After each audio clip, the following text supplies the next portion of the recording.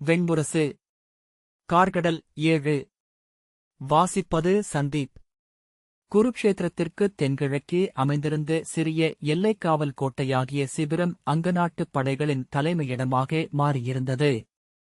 மண்குழைத்து கட்டப்பட்ட உயரமற்ற கோட்டையைச் சூழ்ந்திருந்த குறுங்காட்டில் படைகள் பாடி வீடுகளை அமைத்து 17 நாட்களாக தங்கியிருந்தன. அவ்விரவில் படையினர் எவருமே துயில் கொண்டிருக்கவில்லை. பீஷ்ம பிதாமகர் களம்பட்ட செய்தி முந்தைய நாள் உச்சிப்பொழுதிலேயே அவர்களை வந்தடைந்துவிட்டிருந்தது. அஸ்தனபுரியின் அரசரிடமிருந்து போருக்கான அழைப்பு வரக்கூடுமென்று படையெங்கும் பேச்சு பரவியது. படைவீரர்கள் சிறு குழுக்களாக அமர்ந்து உளஎழுச்சியுடன் அதையே பேசிக் கொண்டிருந்தார்கள். 17 நாட்களாக ஒவ்வொரு நாளுமென போருக்கெழுவதை எதிர்பார்த்து அவர்கள் அங்கே தங்கியிருந்தார்கள். அங்கநாட்டிலிருந்து கிளம்புகையில் குருக்ஷேத்திரத்தில் அவர்கள் கலந்து கொள்ள வாய்ப்பில்லை என்ற எண்ணமே இருந்தது. ஒருவேளை கௌரவ அரசர் படைத்துணை கோரினார் என்றால் 3 நாழிகை பொழுதுக்குள் களத்திற்குள் சென்று நின்றிருக்கும் பொருட்டு அவ்வூர் தேர்ந்தெடுக்கப்பட்டு அங்கு படைநிலை அமைக்கப்பட்டது. சம்பாபுரியிலிருந்து கிளம்பி படகுப்பாலம் வழியாக கங்கையை கடந்து அங்கே வந்து சேர்ந்து நிலை கொண்டார்கள். அருகே குருக்ஷேத்திரம் இருக்கும் உணர்வே அவர்களை போரையன்றி வேறெதையும் எண்ண முடியாதவர்களாக ஆக்கியது. போருக்குச் செல்ல வாய்ப்பில்லை என ஆழம் நம்ப போருக்கெழ வேண்டும் என உள்ளம் பொங்க அவர்கள் இரு நிலையில் தவித்தனர்.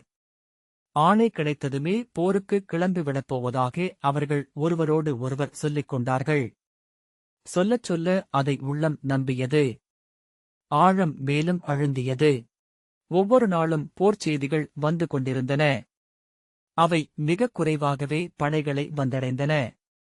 ஆகவே அவர்கள் அதை பெருக்கிக் கொண்டார்கள். படைகளில் கதை சொல்லிகள் மிக விரும்பப்பட்டார்கள். இரவுகளில் இருண்ட வானின் விண்மீன்களை நோக்கி படுத்தபடி அவர்கள் சொற்களில் வாழ்ந்தார்கள். படை என்பது ஒரு குழியாடி போல. அண்மிக்கும் அனைத்தையும் 1000 மடங்காக்குகிறது என்று படைத்தலைவன் வஜ்ரசீர்ஷன் சொன்னான். படையில் சென்று விழும் செய்தி பார்க்கடலில் உறைமோர் விழுந்தது போல என்றார் அருகிருந்த அமைச்சர் சுமார்க்கர். பெருகிப் பெருகி நுரைத்த கதைகளில் அவர்கள் வாழ்ந்தனர். அங்கே அருஞ்செயலாற்றினர். 1000 முறை இறந்தனர். நடுகர்களென நின்று படையல் கொண்டனர். அதனூடாக வாழ்ந்து நிறைந்த சலிப்பை அடைந்தனர். அச்சமும் தயக்கமும் அழிய போரை விழைந்தனர். நமது விற்களிலும் வேல்களிலும் குடியேறிய தெய்வங்கள் குருதி நாடுகின்றன என்றார் முதிய வீரர் ஒருவர். என் கனவில் நேற்று புலியின் நாவன சிவந்த உடல் கொண்ட போர் தெய்வத்தைக் கண்டேன். அதன் விழிகள் அனல் கொண்டிருந்தன. ஆனால் 10 நாட்களாகியும் அழைப்பு வரவில்லை. அது அவர்களை முதலில் பொறுமையிழக்கச் செய்தது. பின்னர் சிறுமையென உணரச் செய்தது. அங்கர்கள் இன்றி இப்போர் வெல்லப்படுமென்றால் அதற்குப் பின் நாம் மலை நிஷாதர்களாகவே அறியப்படுவோம் என்றான் ஒரு வீரன். இன்னொருவன் தாழ்ந்த குரலில் சூதர்களாக என்றான். அனைவரும் அமைதியடைந்தனர். மூத்த வீரர் ஒருவர் அழைப்பு வரும். நம் அரசரின் வில்லை போரை முடித்து வைக்கும். ஐயமே வேண்டியதில்லை என்றார். இங்கே போரிடுவது வில் அல்ல, குலம் என்றார் இன்னொருவர். ஆம், ஆனால் குலங்களை உருவாக்குவதுவில்லை. நோக்குக, அங்கம் பாரத வருஷத்தை ஆளும் நாள் வரும் என்றார் முதிய வீரர். சம்பாபுரிக்கு அஸ்தனபுரியின் படைநகர்வின் செய்திகள் வந்து கொண்டே இருந்தன. கௌரவ அரசர் எந்தப் பொழுதிலும் உதவி கோரி செய்தியை அனுப்பக்கூடும் என்று அங்கநாட்டுப் படைத்தலைவர்கள் எண்ணினார்கள். சம்பாபுரியின் சொல்சுழவையில் மூத்த அமைச்சரான ஹரிதர் களமெழுவது வரைக்கும் மட்டுமே எளிய தயக்கங்களும் ஆணவங்களும் நீடிக்கும். இழப்புகளும் வஞ்சங்களும் பேரொரு கொண்டெழுந்து முன்னிற்கையில் விஞ்சியிருப்பதொன்றே. முதல் தேவை என்றாகுகையில் எரியும் இல்லத்தின் மீது எதை எடுத்து வீசுவதென்று தவிக்கும் நிலை ஏற்படுகிறது என்றார். அஸ்தனபுரியின் அரசர் உறுதியாக தங்களை அழைப்பார், அரசே. ஏனென்றால் மறுபக்கம் நின்றிருப்பவர் பார்த்தர். பீஷ்மர் ஒருபோதும் பார்த்தரை கொல்லமாட்டார். பார்த்தர் களம்படாமல் இப்போர் முடியாது என்று படைத்தலைவன் உக்ரகண்டன் கர்ணனிடம் சொன்னான். கர்ணன் அவர்கள் சொல்வன அனைத்திற்கும் செவி கொடுத்தான். ஆனால் அவனில் ஓடுவதென்ன என்று அவர்கள் உணர முடியவில்லை. தன் நீண்ட உடலை அரியணையில் சற்றே சரித்தமைத்து கைகளை கைப்பிடிமேல் தொய்ந்து அமையவிட்டு விழிகளைத் தாழ்த்தி சற்றே தலை குனிந்தவன் போல் அவன் அமர்ந்திருந்தான். ஏதேனும் எண்ணம் எழுகையில் அவன் இடக்கை எழுந்து மீசையை நீவி சுழற்றுவது வழக்கம். அவன் முகத்தை நோக்கிக் கொண்டிருந்த படைத்தலைவர்கள் பொறுமையிழந்தனர். பேரிடர்களுக்கு உரிய தயங்கிய அசைவுகள் கர்ணனிடம் இருந்தன. அவை அவன் உளந்தயங்குகிறான் என எண்ணச் செய்தன. படைத்தலைவர்கள் ஒருவரை ஒருவர் நோக்கிக் கொண்டார்கள். வெளியே கேட்டுக் கொண்டிருந்த படைகளின் முழக்கம் ஓர் அறைகூவலாகவே அவர்களுக்கு கேட்டது. நாம் அஸ்தினபுரியின் அணுக்கர். எவ்வகையிலும் நாம் ஒதுங்கியிருக்க இயலாது. அவர்கள் அழைக்காமலேயே நாம் படைமுகம் கொள்ளலாம் என்றார் சிற்றமைச்சரான சாலர். ஆம், அதுவே நாங்கள் சொல்வது என்று வஜ்ரசீர்ஷன் சொன்னான். படைத்தலைவர்கள் ஆம், அதை நாங்களும் ஒப்புகிறோம் என்றனர். ஒவ்வாமையை முகத்தில் காட்டியபடி எழுந்த ஹரிதர், அரசே, அங்கம் அஸ்தினபுரியின் தோழமை நாடு. நாம் இன்றுவரை அவர்களுக்கு கப்பம் கட்டியதில்லை. சென்ற 20 ஆண்டுகளில் அந்த நாட்டில் நிகழ்ந்த ஒவ்வொரு மணிமுடி விழாவிலும் தீர்க்கதமசின் குருதி வழியில் எழுந்து அங்கத்தின் அரியணையில் அமர்ந்த தொல்லரசர் நிறையையும் அங்கத்தின் மணிமுடியையும் செங்கோலையும் வாழ்த்தி மட்டுமே விழா எடுத்திருக்கிறோம் என்றார். அவர் பேசுவது அங்கிருந்த படைத்தலைவர்களிடம் என்றாலும் கர்ணனை நோக்கியே சொல்லெடுத்தார். கப்பம் கட்டும் நாடு ஒவ்வொரு மணிமுடி பெருக்கும் விழாவிலும் கப்பம் பெறும் அரசனின் மணிமுடியையும் கோலையும் குலநிறையையும் வாழ்த்தி வணங்கிய பின்னரே தனது அரசநிறையையும் முடியையும் கோலையும் வாழ்த்த வேண்டும் என்று நெறி உள்ளது. அஸ்தினபுரியின் மணிமுடியை வாழ்த்தி அங்கிருந்து அனுப்பப்படும் உடைவாளை அரியணையில் வைத்து வணங்கி ஒவ்வொரு ஆண்டும் தங்கள் பணி உறுதியை மீள அறிவித்த பின்னரே கப்பம் கட்டும் பிற நாடுகள் தங்கள் குடிநிறையையும் முடிகோலையும் வாழ்த்துகின்றன என்று நீங்கள் அறிந்திருப்பீர்கள். ஒருமுறை கூட நாம் அதை செய்ததில்லை. நாம் என்ன செய்கிறோம் என்பதை சூழ்ந்திருக்கும் ஒவ்வொரு அரசும் ஒற்றர்களின் கண்கள் வழியாக நோக்கிக் கொண்டிருந்தன.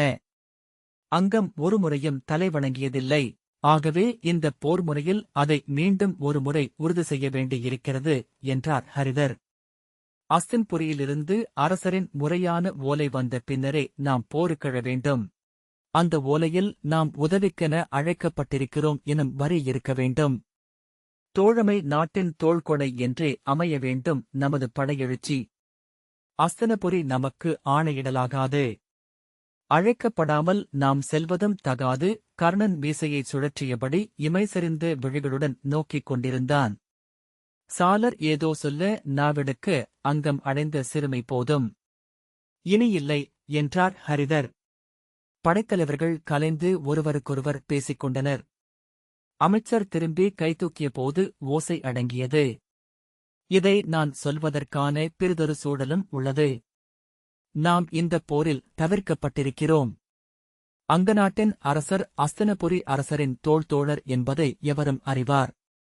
இன்று அங்கு அரியணை இருந்து ஆளும் அரசியை கவர்ந்து வந்தவரே நம் அரசர் என்பதை கதைகள் பாரத வருஷம் முழுக்க சொல்லி நிலைநிறுத்தியிருக்கின்றன. இப்போரில் நாம் விலகி நின்றிருக்கவில்லை, விலக்கப்பட்டிருக்கிறோம் என்பதை அறியாத எவரும் பாரத வருஷத்தில் இல்லை. அது நம் அரசரின் குடிப்பிறப்பினால்தான் என்பதை ஒவ்வொரு அவையிலும் அடுமனையிலும் பேசிக் கொண்டிருக்கிறார்கள்.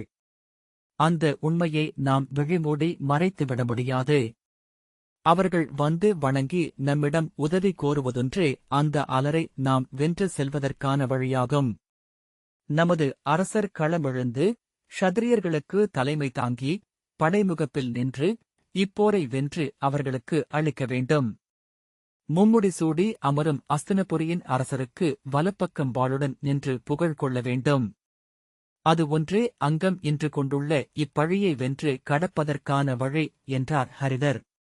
அவையிலிருந்த படைத்தலைவர்கள் ஆம், மெய் என்றனர். குடித்தலைவர் சம்பூகர் அவர்கள் அழைக்கட்டும். அஸ்தினபுரி அழைக்கட்டும். நாம் கொடுப்பவர்கள். பெறுபவர் கை நீட்டாமல் கொடுக்க இயலாது என்றார். ஆம், ஆம் என அவை முழக்கமிட்டது. ஹரிதர் நிமித்திகர்களிடம் கேட்டேன், அங்கநாட்டு அரசர் இப்போரில் பங்கெடுப்பது உறுதி என்றனர். ஆகவே நாம் எப்படியும் படைத்துணைக்கு எழ வேண்டும். அங்கநாட்டிலிருந்து குருக்ஷேத்திரம் வரை செல்வது நெடுந்தொலைவு.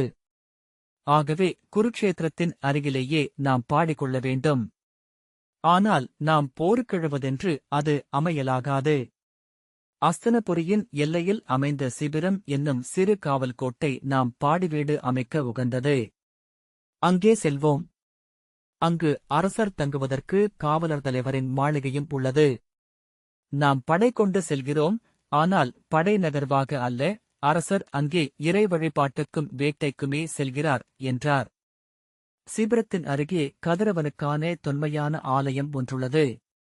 பாரத வருஷத்தின் முதல் கதிரவன் ஆலயம் அது என்று சொல்வார்கள். தொல்காலத்தில் நிமித்த நூலை படைத்து சூரிய தேவர் நிறுவியது. 12 கோள்நிலைகளும் 12 கருவறைகளாக பிறைவடிவில் அமைந்தது. அங்கே சென்று வழிபட அங்கநாட்டரசர் இங்கொரு நோன்புறுதி கொண்டு கையில் நூல் கட்டிக்கொள்ளட்டும். அங்கு வழிபடச் செல்லும் செய்தியை அங்கநாட்டுக் குடிகளுக்கு தெரிவித்து இங்கு ஒரு பூசை நிகழட்டும். குடித்தலைவர்கள் வாழ்த்த நோன்பிருந்து எளிய ஆடை அணிந்து அரசர் சிபிரத்திற்கு செல்லட்டும். சூரியதேவரின் ஆலயத்தில் 12 நாட்கள் அரசர் பூசை செய்து நோன்பு அறுத்து திரும்புவதாக திட்டமிடுவோம். ஒன்று உறுதி, அந்நோன்பு முடிவதற்குள் குருக்ஷேத்திர களத்திலிருந்து அரசருக்கு அழைப்பு வரும் என்றார் ஹரிதர். அனைவரும் கர்ணன் சொல்லப் போவதென்ன என்பதை கூர்ந்து நோக்கிக் கொண்டிருந்தனர். அவன் விழிகள் தாழ்ந்திருக்க கைகள் மீசையை சுருட்டிக் கொண்டிருந்தன. அவையில் எவரோ இருமினார்கள். எவருடைய அணிகளோ ஒலித்தன. வெளிக்காற்று வந்து திரைச்சீலைகளை படபடக்கச் செய்தது. அமைச்சர் நெஞ்சில் கைகளைக் கட்டியபடி அரசரின் ஆணைக்காக கூர்ந்திருந்தார். கர்ணன் அவர்கள் அங்கிருப்பதையே முற்றாக மறந்துவிட்டவன் போலிருந்தான். அவனை மீட்கும் பொருட்டென ஹரிதர் சற்று ஓசை எழுப்பி இருமினார். திடுக்கிட்டது போல் விழிப்பு கொண்ட கர்ணன் வேறெங்கோ நோக்கு சென்றுவிட்டிருந்து ஒளிமங்கிய விழிகளால் அவையை நோக்கினான். அரசர் தன் முடிவை அறிவிக்க வேண்டும் என்று ஹரிதர் சொன்னார்.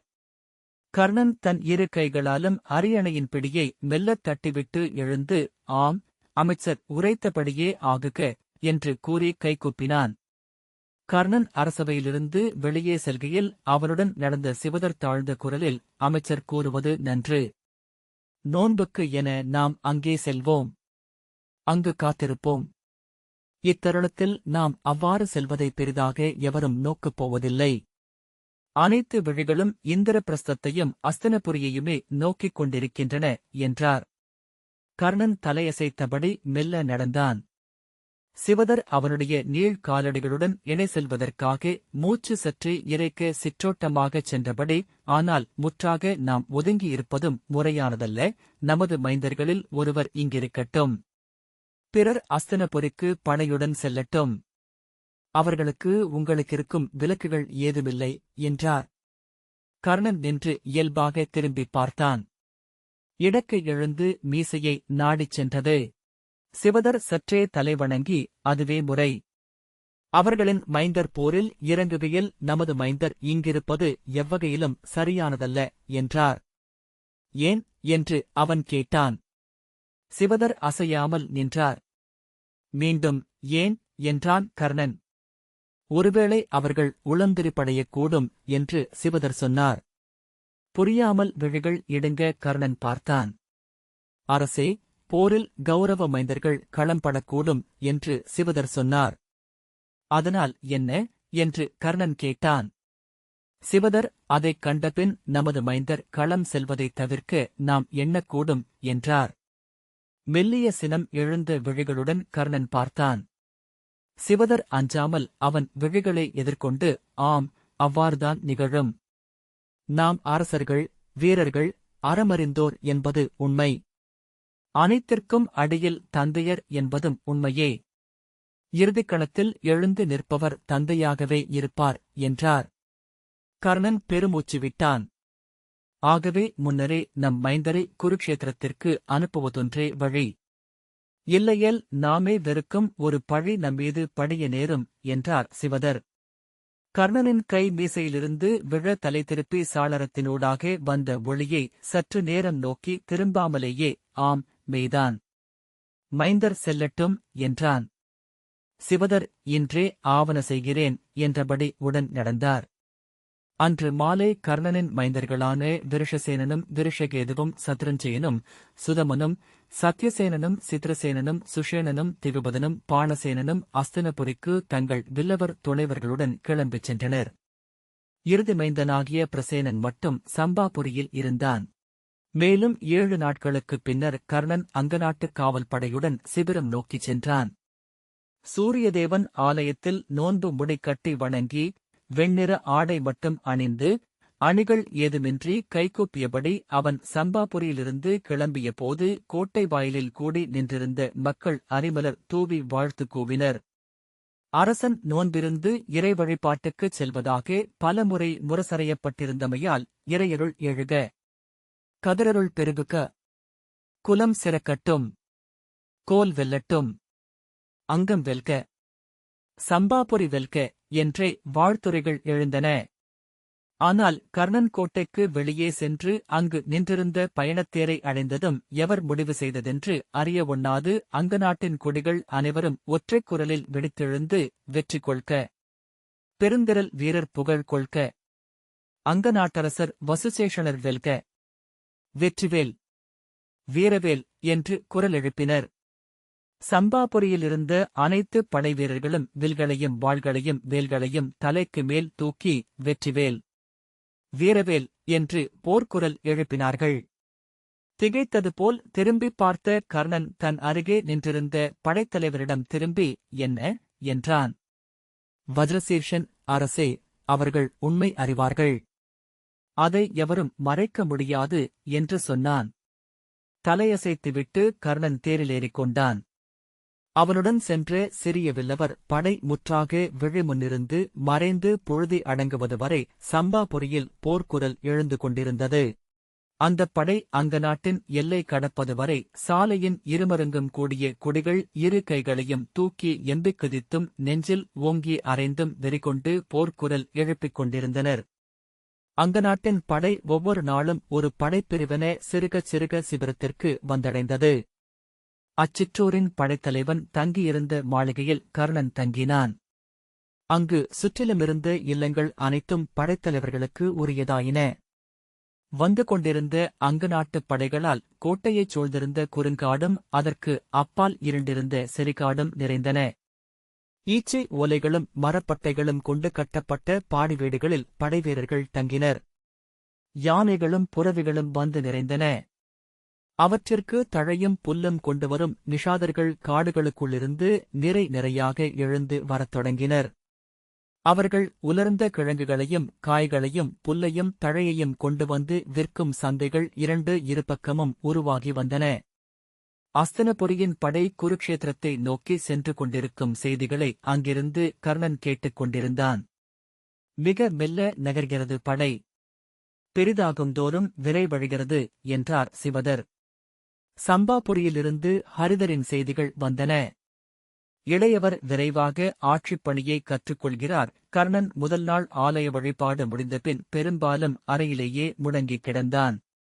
குருக்ஷேத்திரத்தை அஸ்தினபுரியின் படைகள் சென்று அடைந்தபோது சோர்வூட்டும் செய்தி ஒன்று வந்தது. அங்கநாட்டு இளவரசர்களை படைக்கலமேந்தி போர்முகப்பில் நிற்கலாகாது என்று பீஷ்மர் ஆணையிட்டிருந்தார். ஆகவே அவர்கள் புறவிகளுக்குப் பொறுப்பாக பின்னணியில் நிறுத்தப்பட்டிருந்தனர். சிவதர் கொதிப்புடன் கர்ணன் முன்வந்து, இது இழிவு. தங்களுக்கு மட்டுமல்ல அங்க நாட்டுக்கும் சிறுமை.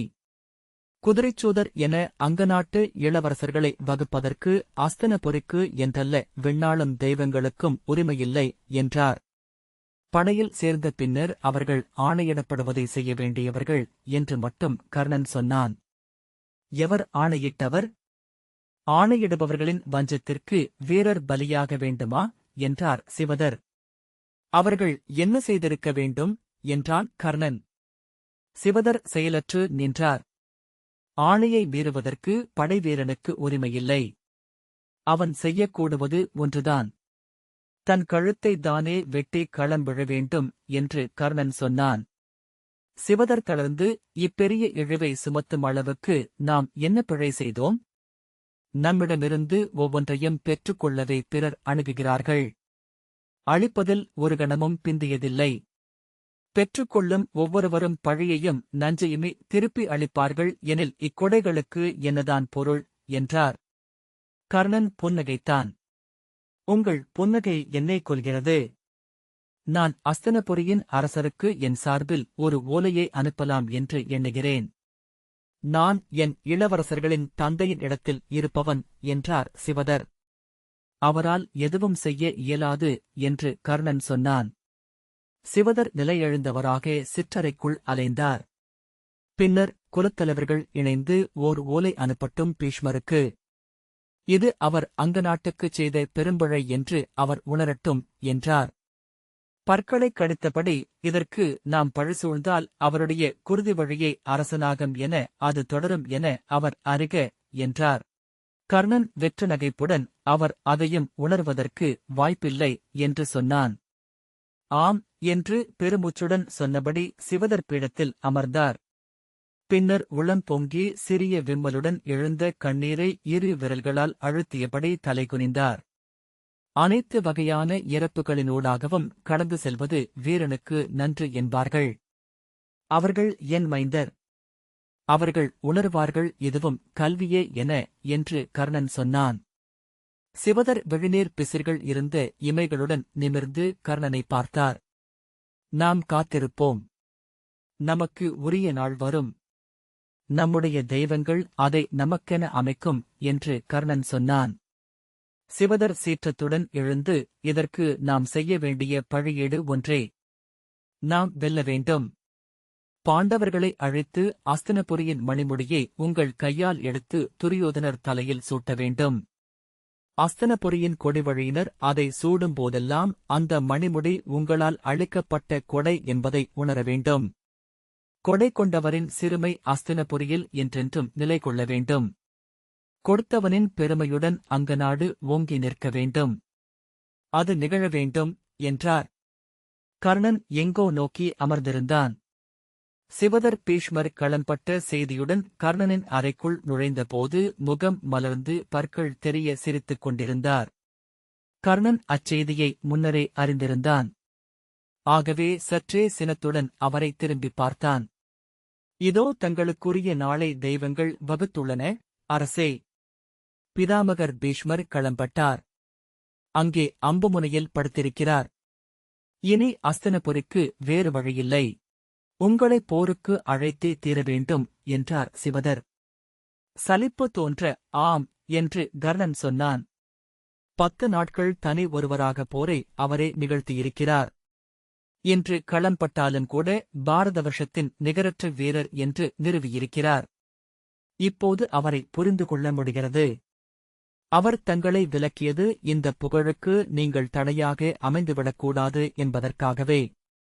நீங்கள் களம் சென்றிருந்தால் அவருக்கு நிகராகவோ மேலாகவோ நின்றிருப்பீர்கள். இந்த 10 நாள் போரின் முதல் தலைவன் எனும் பெருமையை அவர் அடைந்திருக்க மாட்டார். உங்களை நன்கறிந்தவர் அவர் என்றார் சிவதர். கர்ணன் பெருமூச்சுடன் ஆம் என்றபின் என்னை மெய்யாகவே நன்கறிந்திருந்தார் என்று தெரிகிறது. அவர் அறிந்திருந்ததென்ன என்பதுதான் எனக்கு புரியவில்லை என்றான். சிவதர் அவன் விழிகளை நேருக்கு நேர் பார்த்தார். சில கணங்கள் அமைதிக்குப் பின் தாங்கள் சொல்வது எனக்கு புரியவில்லை என்றார். கர்ணன் என்னை கடந்து பிறிதொன்றை அவர் பார்த்திருக்கிறார். என்னை விலக்கியது அதன் பொருட்டை போலும். நன்று, எதுவாயினும் நன்று என்று சொன்னான். இன்றே அஸ்தினபுரியின் தூதர் அங்கிருந்து கிளம்பக்கூடும். அவர்கள் மன்று கூடியிருக்கிறார்கள். முடிவெடுத்த பின் சற்று நேரத்திலேயே இங்கு தூதுப்புறா வரும். அதைத் தொடர்ந்து அரசரின் நேர்த்துதர்கள் வருவார்கள். பெரும்பாலும் கௌரவர்களில் ஒருவர்தானே வருவார். தங்களிடம் போர்த்துணைக்கு அழைப்பு விடுப்பார். ஹரிதர் கூறியபடி அது அரசனிடம் கோரும் முறையான அழைப்பாக இருக்க வேண்டும். வென்றபின் அங்கம் படைக்கூட்டில் எந்நிலையிலிருக்கும் என்று ஒரு சொல் அவர்களால் உரைக்கப்பட வேண்டும் என்றார் சிவதர். நான் அதை விழையவில்லை என்று கர்ணன் சொன்னான்.